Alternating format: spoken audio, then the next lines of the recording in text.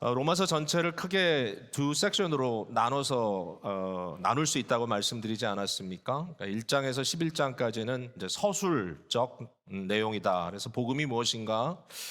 우리 주 예수 그리스도 안에서 하나님께서 우리를 위하여 해주신 것이 무엇인가를 잘 설명해 준 그런 내용이라고 한다면, 이제 12장부터는 소위 명령 섹션이라고 얘기했습니다. 임페라티브죠. 그래서 이제 과연 이 복음 안에 우리가 부름을 받았으면 우리가 어떻게 살아야 할 것인가를 설명해 주는 내용이라고 말씀을 드렸는데, 제가 로마서를 이제 설교를 하다 보니까 이제 솔직한 심정은 우리 하나님께서 우리를 위하여 베풀어 주신 은혜에 대한 진술을 설교할 때가 좀 더 쉽고, 이 12장 이후에 우리가 과연 어떻게 삶으로 반응할 것인가라는 부분을 이야기하는 것이 좀 더 어렵다라는 생각을 하게 됐어요. 왜 그럴까라는 고민을 좀 여전히 하고 있습니다. 매주마다 이 부분이 뭔지 몰라도 좀 전달하기가 더 부담스럽고 어렵다. 아마도 제 생각에는 복음의 위로, 지금 당장 힘들고 어려울 때 하나님께서 그리스도 안에서 이처럼 우리를 품으시고 사랑해 주셨다라는 말씀을 드리는 것은 도리어 아주 담대하게 위로의 말씀으로 전달할 수 있는데, 반면에 우리에게 요구하시는 부분에 대해서는 뭔지 몰라도 좀 부담을 드리는 것 같아서 우리가 좀 짐을 지는 게 아닌가, 이걸 잘 전해야 될 텐데 과연 복음 안에서 이것을 어떻게 잘 설명할 수 있을까, 이런 고민을 좀 더 하게 된 것 같아요. 여러분들이 말씀을 들으면서 더 무겁고 더 마음에 짐이 생기는 게 아니라 사실은 더 격려가 되고 용기를 얻고 이제 나가서 정말 주를 위하여 내가 한번 힘껏 살아야 되겠다라는 각오들이 생겨야 되는데, 과연 그랬나라는 질문이 좀 들기는 합니다. 여전히 오늘도 저희들에게 일종의 명령과 같은 말씀을 주시게 되는데, 이 내용은 또 특별하게 우리에게 다가오는 그런 부분이 아닌가 생각을 하게 돼요. 여러분, 이 말씀 듣고 오늘 또 격려받고 그냥 하나의 짐이 되는 게 아니라 인생의 참 행복과 참 의미를 발견하고 그 안에서 우리의 삶이 좀 더 멋져지는 그러한 기회가 됐으면 좋겠습니다. 그렇게 받으셨으면 좋겠어요. 15장 14절로 넘어오면서 바울의 톤이 좀 바뀌는 것을 볼 수 있어요. 그러니까 앞부분에 바울이 이 복음의 진술을 선포할 때나, 심지어는 우리가 지난주에 본 것처럼 14장에 이 로마 교회 내부적인 문제에 대해서 바울이 진단하고 이것을 이렇게 풀어갔으면 좋겠다라고 아주 구체적으로 설명하는 내용까지만 해도 마치 어른이 이 청년들에게 또는 어른이 아이들에게 뭔가를 설명하는 것처럼, 뭔가 거기에 굉장히 강한 그런 권위도 느껴지고 뭔가 굉장히 단호한 그런 모습들이 느껴진다면, 오늘 읽은 본문의 내용을 보면 바울이 훨씬 더 부드럽게 말하고 있는 것 같다라는 생각이 들어요. 이 섹션에서는 바울이 로마 교회의 나름대로 그들이 가지고 있는 어떤 강함을 인정해주고, 바울이 그들과 함께 파트너로 함께 갔으면 좋겠다라고 제안을 하는 것 같은, 그러니까 그들에게 굉장히 부드럽게 함께 서달라고 이렇게 다가오는 그런 바울의 모습을 볼 수 있어서, 로마서에 이런 면도 있구나 또 새삼스럽게 느끼게 되었습니다. 여러분, 15장 15절을 한번 보십시오. 여기 보니까 그러나 내가 너희로 다시 생각나게 하려고 하나님께서 내게 주신 은혜로 말미암아 더욱 담대히 대략 너희에게 썼다, 이렇게 말했어요. 이게 뭐냐면, 앞서 바울이 진술한 이 복음의 내용, 이 로마서 전체가 바울이 로마인들이 몰랐기 때문에, 저들이 한 번도 바울은 아직도 그들을 찾아간 적은 없거든요. 그들이 뭔가 가지고 있지 않기 때문에 바울이 새로운 것을 그들에게 주려고 했다기보다는, 여기 그렇게 설명하죠. 이미 너희가 알고 있지만 그러나 다시 생각나게 하려고, 이게 복습적인 차원에서 너희들에게 리마인드하게 하려고 내가 하나님께서 은혜를 주셨기 때문에 담대하게 썼다라는 얘기를 합니다. 이 담대하게 썼다는 말은 그가 받은 사명이 있기 때문이죠.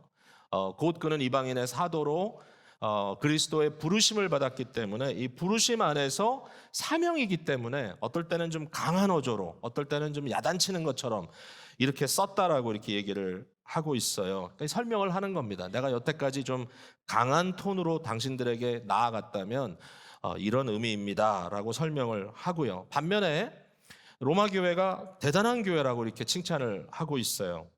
14절 말씀입니다.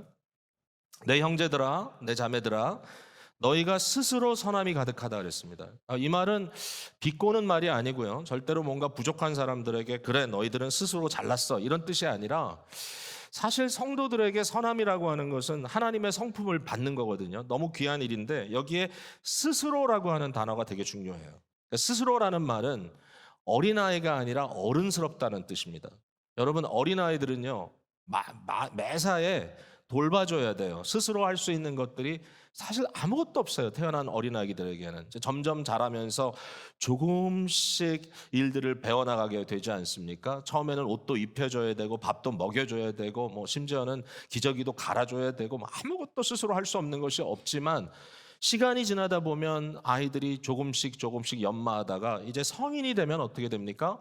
자기 혼자 나가 살아도 부모님들이 걱정을 안 해도 될 정도로 이제는 잘 할 수 있습니다. 그 얘기예요. 너희가 선한 하나님의 자녀로서 살아가는 일에 대해서 내가 다 챙겨줄 필요가 없이 너희는 어른처럼 스스로 할 수 있는 자들이야. 대단한 칭찬이죠. 거기에다가 모든 지식이 찼다 그랬습니다. 모든 지식이 찼다. 너희가 선과 악을 구별할 줄 알고 너희의 마음속에 복음의 지식이 이미 풍성함으로 그것에 대해서 아주 실력을 갖추고 있다라고 칭찬을 해주는 거예요. 이것도 대단합니다. 자, 세 번째, 능히 서로 권하는 자임을 나도 확신하노라. 여기 능히 서로 권하는 자, 이 말이 진짜 재밌는 말이라는 걸 발견하게 됐어요. 저들이 서로 권할 수 있다라는 말 속에 이제 저들은 각자 개인이 서는 것이 아니라 서로를 세워줄 수 있고 서로를 격려할 수 있고 서로에게 복음의 역사를 쉐어할 수 있는 그러한 굉장히 훌륭한 자리에 갔다라는 겁니다. 여러분 혼자 하는 것도 힘든데 서로 같이 해주는 것은 더 힘든 일이죠. 근데 그 일을 할 수 있다는 얘기인데요. 여기 권하는 자라는 말이 재밌습니다. 권한다. 이 권한다는 말이 도대체 무슨 말인가? 우리가 일반적으로 생각할 때는 이제 말로 이렇게 권면해주고 또는 경고해주고 또는 이렇게 말로 좀 이렇게 뭔가 지식을 나눠주고 이러면서 서로 대화를 한다 뭐 이 정도로 느껴지는데 사실은 이 권한다는 말이 뒤에 보면 30절에도 동일하게 우리말로 너희를 권한다는 말이 등장을 하는데 헬라어 이 원래 성경이 쓰여진 원어로 들어가 보면 같은 단어가 아니더라고요. 그러니까 여기에 이 14절에 쓰여져 있는 권한다는 단어가 좀 독특한 단어예요. 이 단어가 신약 성경에 그렇게 많이 등장도 안 합니다. 이 단어가 누테테오라고 하는 단어인데요. 동사입니다. 예. 이 말이 도대체 무슨 말이냐 하면은요. 이것을 문자 그대로 풀어나가면 이것은 굉장히 중요한 사람들의 마음에 대한 단어예요. 마음에 대한 단어. 자, 여러분. 요새 상담학에 관심 있는 분들이 참 많은데요. 제가 이제 관계가 있는 우리도 또 이제 우리가 기도로 후원하는 우리 웨스트민스터 신학교와 연결되어 있는 그 카운셀링 프로그램이 있는데 그 카운셀링 프로그램은 다른 이런 이 세속적인 카운셀링하고는 차이가 있어요. 그러니까 이것은 어떤 차이냐라고 들어가 보면 이제 웨스트민스터 카운셀링을 이렇게 얘기를 합니다. 누테릭 카운셀링이라고 얘기합니다. 누테릭. 왜 누테릭이라 그러냐면은 이건 마음에 관한 것이다라는 거예요. 무엇보다도 마음이 변해야 사람이 바뀐다. 무엇보다도 마음이 바뀌어야 행동이 바뀐다. 여러분 현대적 상담은 이렇게 행동을 이렇게 쉐이핑하는 쪽에 많이 기대고 있다고 한다면 이 누테릭 카운셀링은 마음을 다스리는 것에 집중하고 있어요. 자, 비슷한 단어죠. 누테테오. 그러니까 결국 여기에 마음과 관련된 것을 바울 사도가 말하고 있는데 로마 교회 교인들이 성숙한 자들이 되어서 할 수 있는 게 뭐냐면은 서로 각자라고 하기보단 상대를 내 마음에 둔다라는 의미입니다. 저 사람을 내 마음에 두고 나는 저 사람 마음속에 가고 서로 마음 안에 둔다, 마음을 채운다라는 그런 의미를 갖고 있는 단어예요. 그러니까 단순히 이게 말로 권면하는 게 아니에요. 이게 굉장히 도수가 훨씬 세요. 이 말 속에 들어가 보면. 그러니까 저 사람도 내 마음에 들어와 있고 나도 저 사람 속에 들어와 있다라고 말하는 거예요. 자, 누구를 마음에 둔다는 게 무슨 의미일까? 한번 생각해 보세요. 자, 여러분께 질문합니다. 지금 여러분 마음속에 누가 들어가 있습니까? 예. 좀 살벌하게 아무도 없다라는 느낌이 굉장히 오는데 그러면 안 되죠. 그러니까 우리 마음속에 누군가 들어가 있지 않겠어요? 예? 누군가 들어가 있지 않겠어요? 들어가 있기를 바라요. 예. 부부가 같이 앉았다면 서로 눈을 한번 바라보세요. 내가 당신 속에 들어가 있어? 아니면 없어? 여러분 뭐 이게 어떤 의미에서는 마치 연애하는 감정처럼 내가 누구를 아주 막 뜨겁게 사랑할 때 그 사람이 항상 내 마음속에 있다라고 생각할 수 있어요. 마음의 생각이 떠나지 않고 그냥 툭 하면 그 사람 마음이 그 사람이 생각나고 내 마음은 그 사람은 채워져 있구나. 심지어는 지나가다가 무슨 물건을 보면 그 사람한테 갖다 주면 참 좋겠다. 그러니까 하나에서 열까지 그 사람이 마음에 있어요. 떠나지 않아요. 여러분, 이거 보통 경험은 아니죠. 근데 바울 사도가 이것이 복음적인 경험이라고 설명하고 있어요. 자, 어떤 의미에서 일단 그런가 하면은 하나님과 우리의 관계가 그렇다는 겁니다. 하나님은 어떤 하나님이냐? 우리 하나님은 그 무한하신 그의 마음 속에 우리를 넣어두셨습니다. 근데 그냥 뭉텅이로 넣어둔 게 아니에요. 하나님이 지혜가 무한하다, 그의 지식이 무한하다는 말은 저와 여러분 한 사람 한 사람의 개별성을 놓치지 않고 여러분 다 다르거든요. 여러분의 다름이 하나님의 마음속에 품어진다는 거예요. 다 똑같지 않아요. 기쁨의 교회 교인 이렇게 하나로 묶지 않아요. 여러분 한 사람 한 사람이 하나님의 품 안에 품어진 바 되고 이러한 하나님의 표현이 성경 속에 계속 등장하고 있어요. 나는 너를 안다. 나는 너를 내 손에 새겼다. 나는 너를 너의 이름으로 부른다. 그러니까 하나님이 우리를 그렇게 알고 계시고 단순히 알고 계신다는 것이 아니라 그분의 이 무한한 마음 속에 그의 완전한 마음 속에 내가 들어가 있구나 라는 것을 복음이 우리에게 말씀해 주고 있는 거예요. 자, 근데 그게 끝이 아니에요.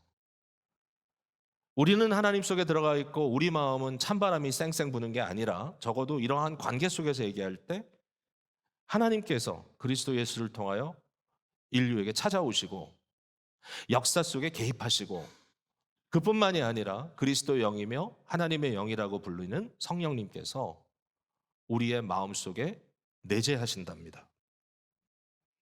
이 로마서 8장의 말씀을 통해서 이것이 얼마나 강렬한 메시지인지를 저희가 받았어요. 우리 안에 죄성이 내재하고 있다면, 그러므로 이 죄성을 떨쳐내는 것이 정말 죽을 때까지 힘들다면 도대체 누가 이 문제를 해결해 줄까라고 질문을 해봤더니 율법은 할 수 없어요. 무엇이 할 수 있을까? 예? 생명의 법이 이 Spirit of Life 또 그분이 가지고 있는 이 생명의 법이 우리를 해방시켜 줄 것이다. 왜? 성령께서 우리 안에 내재하신다는 거예요. 그 성령이 우리 안에 계시다. 복음이라는 관계는 놀라운 관계입니다. 우리가 하나님의 마음에 있고 하나님은 찾아오셔서 우리 마음 안에 들어가 계십니다. 서로를 마음 안에 두고 있는 관계, 이것을 언약의 관계라고도 부를 수 있겠죠. 나는 너의 하나님이 되고 너는 나의 백성이 되리라. 오늘 이 시간에 우리가 이 하나님과 우리 사이의 이 관계를 깊숙이 느낄 수 있다면 사실 그 순간에 우리의 인생에 굉장히 큰 변화를 경험합니다. 많은 경우에 홀로 있는 것 같고 많은 경우에 누구도 나의 삶에 대해서 책임 안 져줄 것 같고 어떨 때는 외롭고 고독하고 쓸쓸합니다. 나의 문제를 누가 헤아려 줄까? 그러나 이 순간에 하나님이 아십니다 정도가 아니라 하나님은 당신을 그의 마음속에 두시고 품고 계십니다. 그리고 그 하나님은 당신을 버려두지 아니하시고 마음까지 찾아와서 함께 계십니다라는 것을 깨달았을 때 여기에 복음의 능력을 우리가 경험하게 되는 것 아닐까요? 그렇거든요. 이 말이 절대로 그냥 지나칠 말이 아니다. 근데 바울은 놀랍게도 오늘 이 본문 속에서 이것이 단순히 하나님과 우리 가운데 이루어지는 어떤 그러한 역동이 아니라 한 성도와 다른 성도 간에 이루어져야 할 역동이라고 말하고 있어요. 사실은 이미 그럴 힘이 능히 너희들에게 있다라고 바울이 강조하고 있는 거예요. 저는 이 말씀을 오늘 여러분께 드리면서 사실은 굉장히 이게 어렵다는 생각도 했어요. 도대체 이걸 어떻게 적용할 것인가? 자, 하나님의 개별성, 하나님이 개별적으로 우리에게 다가오셔서 우리 한 사람 한 사람을 아신다라고 생각할 때, 저는 지금 이 드리는 말씀이 여러분에게 너무 이렇게 추상적인 말씀이 아니었으면 좋겠다. 저에게도 마찬가지고요. 마치 내가 우리 교회를 다 사랑해야 돼. 도대체 그게 뭐지? 내가 이 사람들을 다 마음에 두어야 돼. 도대체 뭐지? 우리가 그렇게 할 수 있다면 참 아름답겠죠? 우리에게는 그러나 사회적인 관계에도 어쩔 수 없이 한계가 있어요. 우리가 정말 마음으로 품을 수 있는 사람들이란 그렇게 무한하지 않아요. 한 나라의 대통령이 국민 여러분, 제가 여러분을 사랑합니다. 그러는데 정말 그러는지는 잘 모르겠어요. 추상적이에요, 어떻게 보면. 자기 업무를 하는 거예요. 즉 그런 의미에서 오늘 이 말씀이 그냥 추상적으로 그래 우리는 사랑해야 돼로 끝나지 않았으면 좋겠고, 이 말씀이 여러분에게 가장 가까운 이웃으로부터 시작했으면 좋겠다는 생각이 들어요. 만약에 부부간에 정말 살아오다 보니까 예전에 그 뜨거운 마음, 사랑하는 마음이 뭔가 조금 식은 것 같다. 뭐 그럴 수 있죠. 너무 당연하죠. 사실 식은 건 아니고요. 다르게 사랑하는 거라고 얘기할 수 있지만, 혹시라도 오늘도 적극적으로 그 사람이 내 마음에 들어오고 내가 그 사람 안에 들어갔으면 좋겠다라는 한번 생각을 좀 해보세요. 교회 안에도 그런 관계들이 있을 겁니다. 모두라면 더욱 좋겠지만 이러한 관계들이 상실되지 않기를 바라고, 이러한 관계들을 계속해서 펼쳐나가는 것이 복음적이라는 사실을 우리가 좀 깨달았으면 좋겠어요. 어떤 노력이 필요할까요? 어떤 수고를 우리가 해야 될까요? 바울 사도가 이런 말씀을 로마 교회에게 하면서 저는 이런 그 초청을 하고 있는 것 같아요. 이제 나머지 이 얘기가 내가 당신들에게 이 복음서를 이 로마서를 당신들에게 쓴 이유는 정말 하나님께서 내게 주신 은혜로 말미암아 이 일을 해야 되는 일이라고 생각하고 썼습니다. 이렇게 이제 말을 하고 있는데, 여러분 도대체 뭐 누구에게 이렇게 긴 편지를 씁니까? 결국 바울은 처음부터 로마 교회에게 당신들이 내 마음에 있다라고 얘기하는 거 아니겠어요? 나는 당신들에 대해서 마음 쓰고 있고, 나는 당신들에 대하여 관심 갖고 있고, 나는 당신들에 대하여 마음에 이 뜨거운 작용이 일어나고 있다. 당신들을 생각할 때마다 내 마음에 사명감이 일어나고, 당신들을 생각할 때마다 뭔가를 해야 되겠다라고 하는 열정이 솟아오른다. 한 번도 간 적이 없지만 당신들을 향하여 내 마음에 있는 모든 생각들을 이 펜, 그리고 이 종이, 그 당시에 종이는 아마 가죽이었을 것 같은데 거기에 담아서 여러분에게 보냅니다라고 말하고 있는 것 같고, 그뿐만이 아니라 오늘 본문 속에 바울은 로마 교회에게 제가 한 가지 제안을 할까요, 여러분? 여러분 마음속에 저를 좀 품어줄 수 있으세요? 여러분 마음속에 저를 좀 담아줄 수 있어요? 라고 말하는 것 같아요. 그렇지 않다면 이렇게 이야기할 필요가 없어요. 자, 여기에 바울 사도가 적어도 몇 가지를 구체적으로 로마 교회를 향하여 말하고 있어요. 일단 자기가 누군지를 설명해야 되겠죠. 왜냐하면 담아야 되니까. 서로를 알아야 담지 않겠어요? 바울이 굉장히 아주 구체적으로 자기 자신을 설명하고 있어요. 첫 번째는 뭐냐면 자기의 정체성을 설명합니다. 자기의 이 삶의 미션을 설명하고 있어요. 나는 무엇을 위해 존재하는 사람인지. 하나님께서 그를 이방인의 사도로 부르셨잖아요. 그가 부름받았다는 사실이 너무나 감격스러웠던 것 같아요. 15장 16절에 보니까 이렇게 써 있어요. 이 은혜는 곧 나로 이방인을 위하여 그리스도 예수의 일꾼이 되어 하나님의 복음의 제사장 직분을 하게 하사 이방인을 제물로 드리는 것이 성령 안에서 거룩하게 되어 받으실 만하게 하려 하심이라. 여러분 되게 독특한 표현을 쓰고 있죠. 이방인들을 제물로 하나님께 드리는 제사장의 직분, 이것을 복음의 제사장이라 그랬습니다. 율법의 제사장이 아니라 복음의 제사장의 직분을 하게 하신다. 이것이 나다라고 설명하고 있는데 바울은 이 일을 할 때마다 너무 신난다고 얘기하고 있어요. 왜냐하면 이것이 하나님의 일에 대한 자랑할 것이다라고 얘기합니다. 17절에. 이 자랑이라는 말은 정말 말 그대로 자랑질하는 게 아니라 이 생각을 할 때마다 나는 너무너무 신이 난다라고 얘기하고 있는 겁니다. 자, 이게 그냥 느닷없이 바울이 그냥 창의적으로 쓴 말이 아니라는 것을 발견할 수 있어요.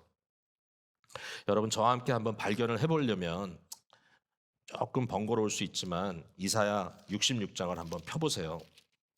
네, 이사야 66장을 가보시면 재밌어요. 1049페이지예요.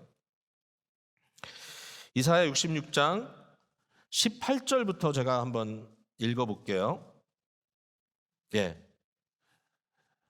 18절부터 내가 그들의 행위와 사상을 아노라. 때가 이르면 문 나라와 언어가 다른 민족들을 모으리니 그들이 와서 나의 영광을 볼 것이다 그랬습니다.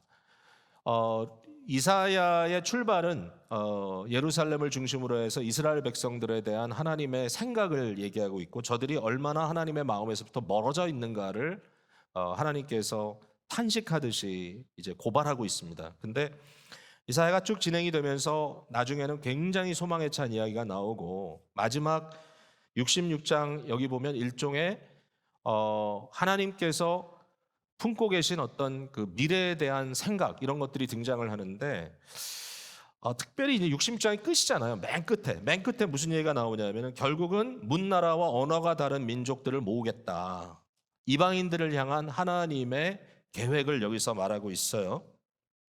19절에 내가 그들 가운데 징조를 세워서 그들 가운데서 도피한 자를 여러 나라고 다시스와 등등 여러 나라 이름이 나오죠. 나의 명성을 듣지도 못하고 나의 영광을 보지도 못한 먼 섬들로 보내리니 그들이 나의 영광을 문나라에게 전파하리라. 어떤 사람들을 세워서 하나님께서 아직 나에 대하여 들어보지 못한 명성이라는 것은 이름을 아직 들어보지 못한 자들에게 나의 영광을 본 적이 없는 아주 저기 외딴 섬들에까지 그들을 보내서 나의 영광을 모든 나라에게 전파하겠다는 거예요.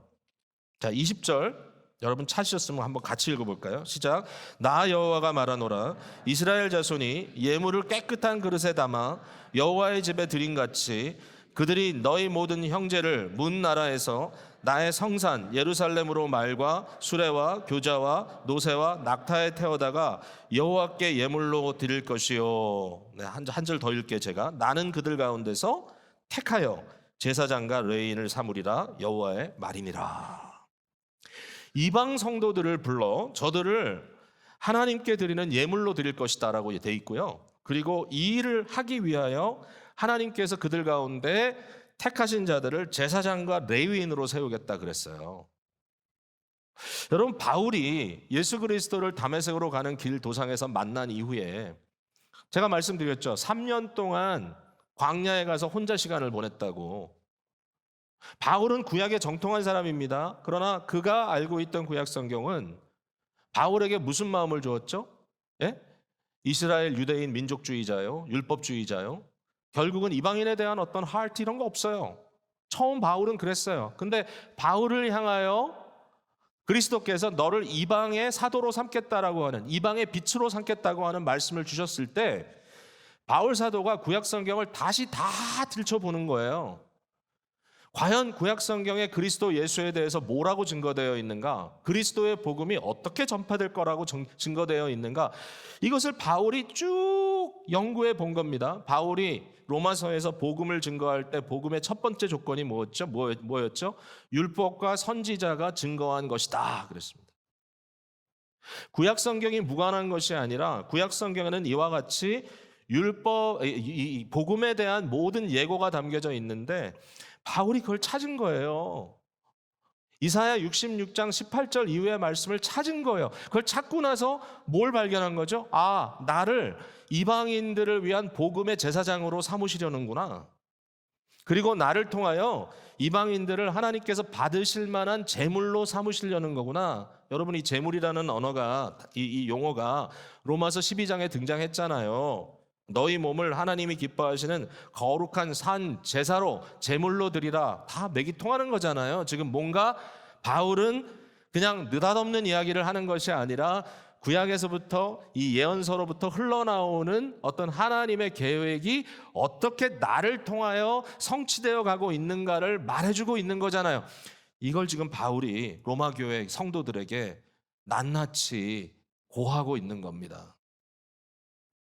무엇이 나를 행복하게 하는가? 무엇이 나를 기쁘게 하는가? 무엇이 나로 하여금 정말 자랑하도록 만드는가? 이것은 그리스도께서 이방인들을 순종하게 하기 위하여 나를 통하여 역사하신 것이다.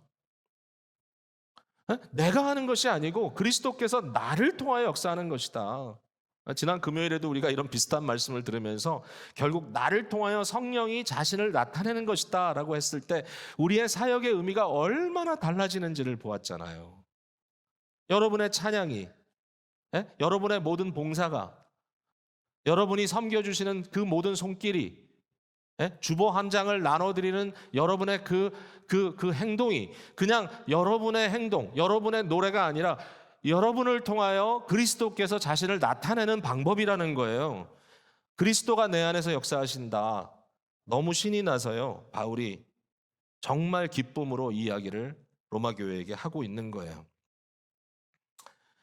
내가 예루살렘에서부터 일루리곤까지 결국은 예루살렘으로 시작된 복음이 이 이방인 나라들에게 땅끝까지 나가는 그 모든 과정에서 내가 그리스도의 복음을 편만하게 전했다. 이 복음을 가는 곳마다 채웠다라는 말이고요.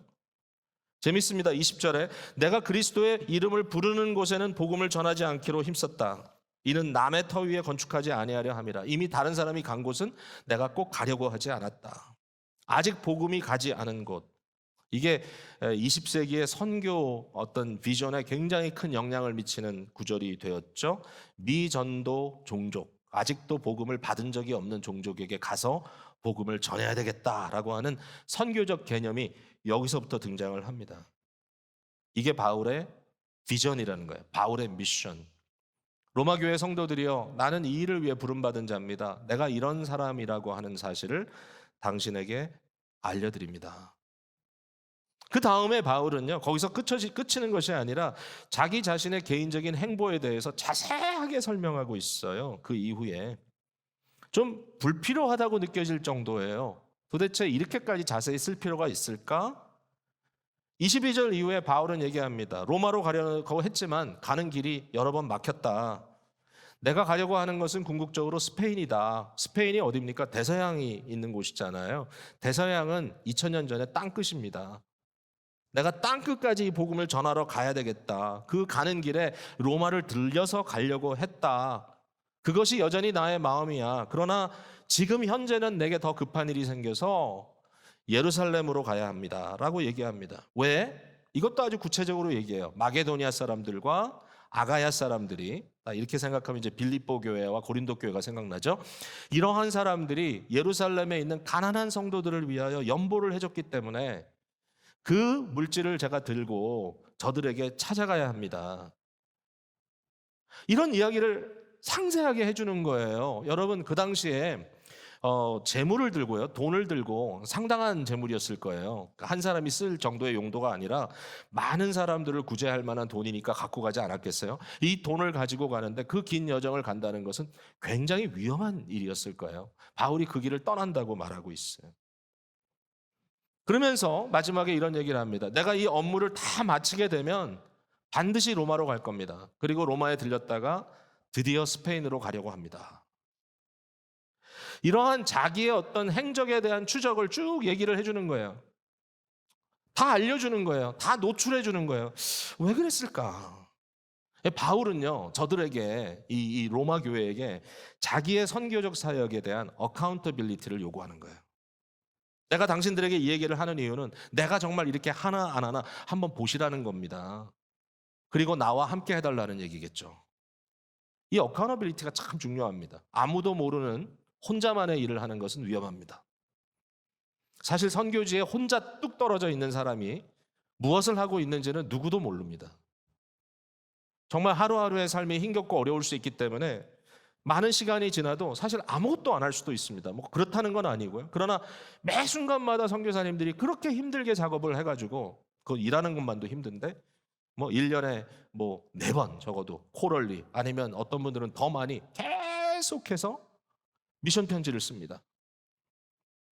초기 한국 선교를 했던 이 미국 선교사들이 남겨준 이 미션 레터리 참 대단하더라고요. 거의 매달 세세하게 자기가 한 그 모든 것들 어떤 현상이 일어났는지 초기 한국 교회를 연구하는 유일한 자료들일 수도 있어요. 어떻게 보면 저들이 써준 편지. 어카운터빌리티예요. 내가 당신에게 이것을 부탁합니다. 나를 좀 이렇게 알고 계세요. 내가 이런 일을 하고 있습니다. 여러분 모든 행방을 다 알린다는 것은 항상 편하지는 않아요. 제가 우리 아이들 어릴 때 휴가를 가면 그 당시 우리 아이들은 다른 아이들과 다 이 소셜 네트워크로 통하지 않습니까? 계속 찍어 올리고 계속 찍어 올리고 나중에 보면 아이들과 아이들이 통해서 어른들도 다 알아요. 우리가 어디가 있는지를 당장 다 실시간으로 아는 거예요. 그래서 제가 아이들에게 야 좀 그만하면 안 되니? 라고 부탁했던 게 기억이 나는데 요즘에는요 이 앱이 발달이 돼가지고요 서로 추적하는 게 그렇게 어렵지가 않습니다. 그래서 제가 이 젊은 가정들 통해서 들은 얘기인데 이 부부가 서로 이렇게 추적 장치를 실제로 갖고 함께 지내는 부부들이 많다 그래요. 전화 통해 하는 거죠. 맞습니까? 이 자리에 혹시 추적 장치 갖고 계신 분들 얼마나 되나요? 얼마나 되시나요? 뭐 아닌 것처럼 얘기하시는데 아닌가요? 제가 이런 얘기도 들었어요. 어떤 가정은 그것 때문에 싸움을 했다고. 이게 마치 무슨 신뢰의 문제처럼 느껴질 수도 있기 때문에 근데 따져보면 이런 것들은 조금 너무 기계적이고 이런 것들은 좀 너무 좀 인위적이라는 그런 생각이 드는데요. 여기에 바울이 하는 것은 단순히 내가 이렇게 하니까 나를 추적하세요가 아니고 바울이 정말 의도적으로 나의 모든 삶과 나의 생각을 당신 마음속에 좀 넣어주세요라고 부탁하는 그러한 모습이라고 말할 수 있겠습니다. 자기의 사명과 자기의 사역에 대해서 저들에게 알려주면서 정말 내 삶을 당신의 마음속에 담아주세요. 그리고 마지막 이제 바울이 저들에게 하는 것은 뭐냐면 도와달라는 얘기예요. 도와달라. 어떻게 도와달라 그랬죠? 첫 번째는 중보해달래요. 기도로. 30절에 그렇게 써 있어요. 형제들아 내가 우리 주 예수 그리스도와 성령의 사랑으로 말미암아 너희를 권하노니 너희 기도에 나와 힘을 같이하여 나를 위하여 하나님께 빌어. 나를 위해 기도해 주세요. 무엇을 위해 기도할까요? 기도 제목도 구체적으로 여기서 말하고 있어요. 적어도 3가지예요. 예루살렘에 내가 가면 거기에 나를 대적하는 유대인들이 좀 있는데 그들로부터 내가 보호받게 해주세요. 그렇게 기도해 주십시오. 두 번째로 내가 이 예물을 가지고 이 물질을 가지고 예루살렘의 가난한 성도들을 돕기 위하여 가는데 그들이 이것을 받을 때 기쁨으로 감사로 받을 수 있게 해주세요. 저들의 마음을 헤아려 보는 겁니다. 뿐만 아니라 내가 이 업무를 마친 후에 로마로 와서 여러분들 가운데 좀 쉼을 얻을 수 있게 해주세요. 이렇게 부탁을 하는 거예요. 또 바울이 어떤 부탁을 했죠? 뭐 이미 말씀을 좀 했습니다만은 드디어 로마로 왔을 때 저들의 환대를 받고 싶어 했어요. 바울이 좀 나를 환영해 달라.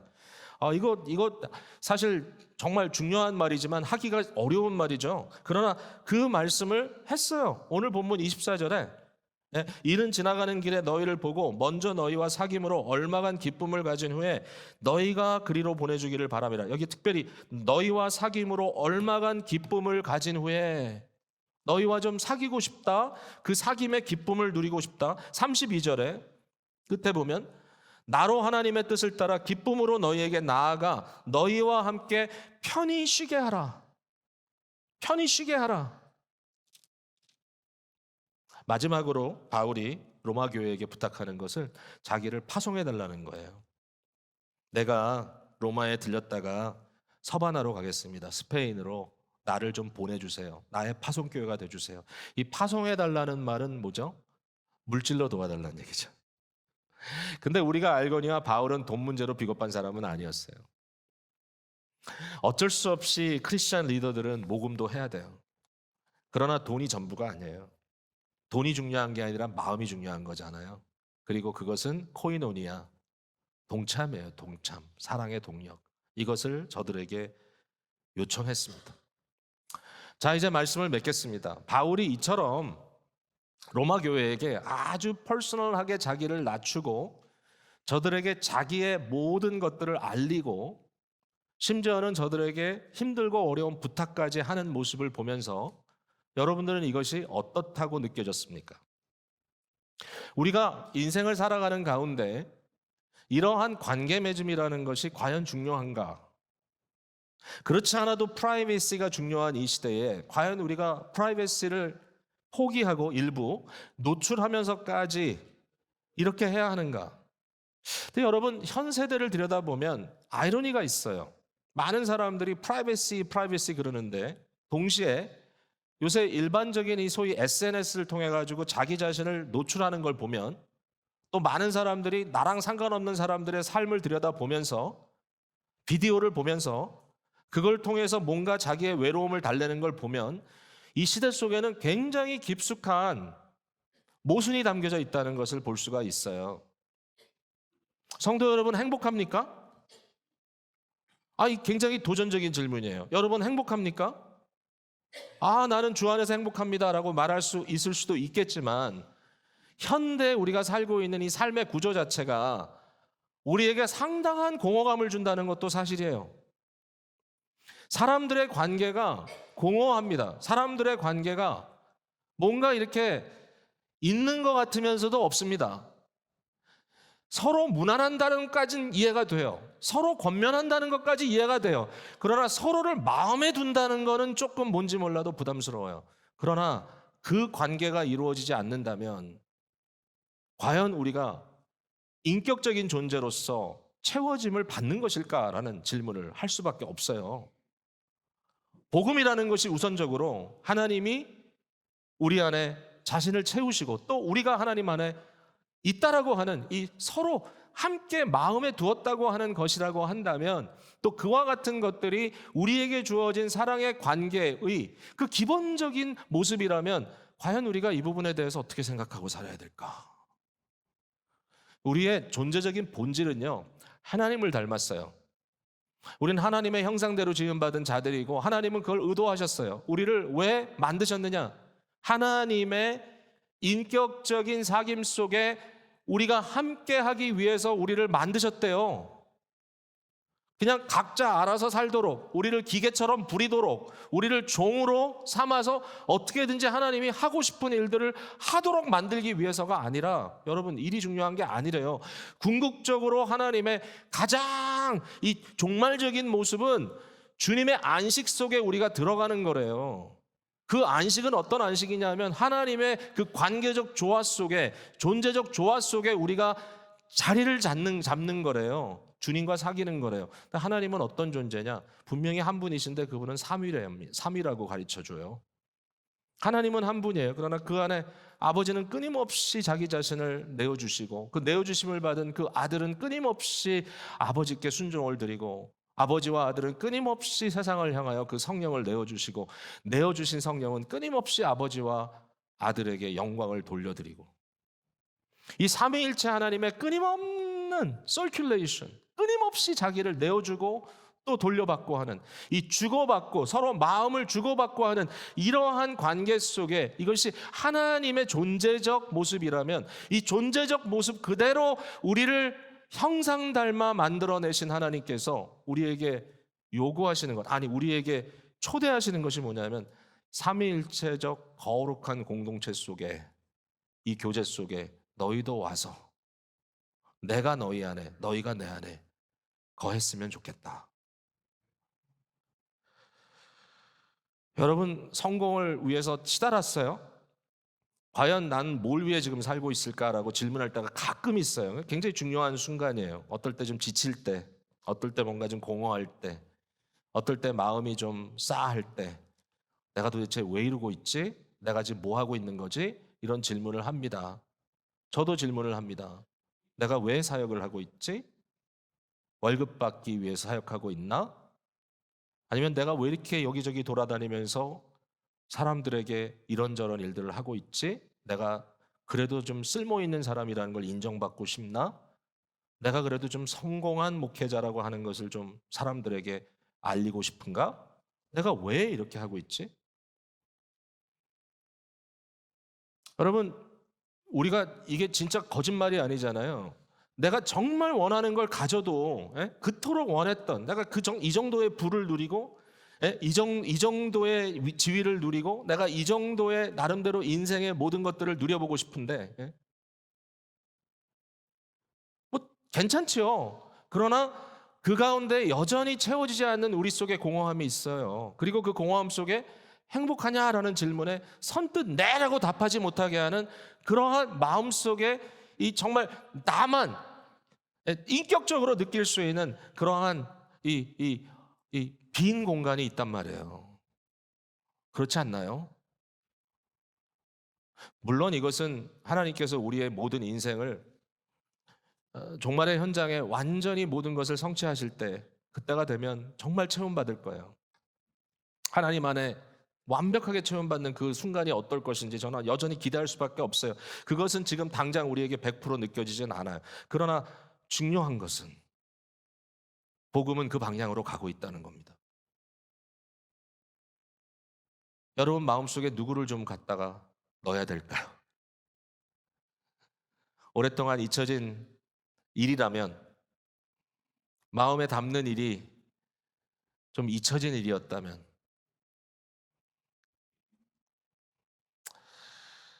아, 아이들도 다 성장하고 나니까 각각 자기 길로 가요. 그죠? 바빠요. 너무 바빠요. 함께 만나서 얘기할 시간이 없어요. 그래서 제 아내가 야, 우리 한 달에 한 번만이라도 줌 미팅 하자. 패밀리 줌 미팅. 몇 번 했어요. 그거 좀 괜찮더라고요. 지속하기가 쉽지가 않아요. 그래도 끊임없이 요구해요. 잔소리처럼 들릴 수 있지만. 왜? 서로를 마음에 둬야 돼요. 서로를 마음에 둬야 돼. 그래서 제가 오늘 여러분께 숙제로 여러분 드립니다. 이것을 거부하는 시대. 어떨 때는 이것이 짝사랑이 될 수도 있고, 그것 때문에 좀 마음이 아플 때도 있지만, 항상 그 위험이 도사리죠. 그럼에도 불구하고 복음의 능력으로, 복음의 힘으로 내가 당신을 내 마음에 두고 싶고, 바울이 한 것처럼 나를 좀 당신 마음에 넣어주세요. 라고 겸손하게 얘기할 수 있는 성도들의 모습이 저와 여러분의 삶 속에 큰 모임이든 작은 모임이든 여러분의 가정 안이든 구체적으로 일어나서 하나님이 우리에게 주시고자 하시는 행복이 조금이나마 누려질 수 있게 되기를 주님의 이름으로 축복을 드립니다.